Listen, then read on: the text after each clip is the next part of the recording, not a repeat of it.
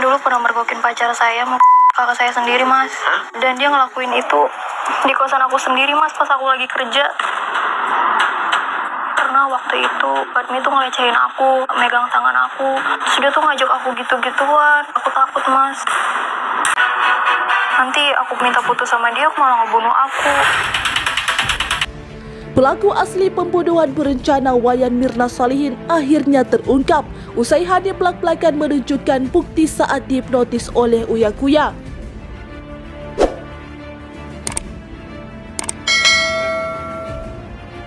Publik kembali dihebohkan dengan fakta mengejutkan yang diungkap oleh salah satu saksi kunci kematian Wayan Mirna Salihin.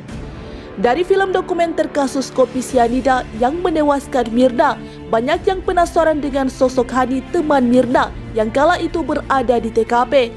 Sosok yang selama ini dianggap misterius karena hampir tak pernah terdengar kabarnya setelah insiden yang terjadi di Cafe Oliver. Berawal saat ketiganya, yakni Hani, Mirna dan juga Jessica, bertemu di Cafe Oliver Mall Grand Indonesia pada 6 Januari 2016. Mereka sempat bertemu melepas rindu dan bersenda gurau. Namun sayang pertemuan itu menjadi insiden yang menyeret satu sahabatnya bernama Jessica menjadi tersangka.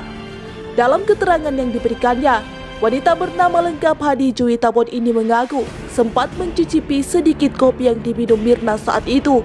Ia sempat mengatakan bahwa kopi Vietnam pesanan Mirna tidak seperti biasanya. Tak lama setelah ia mencicipi kopi tersebut, Mirna kejang dan mengeluarkan busa. Semua orang panik hingga akhirnya pihak kafe langsung melarikan Mirna ke rumah sakit. Namun takdir berkata lain, Wayan Mirna Salihin tak bisa lagi tertolong. Sementara Hani yang saat itu mencicipi sedikit kopi Mirna dalam keadaan baik-baik saja dan tetap hidup hingga saat ini.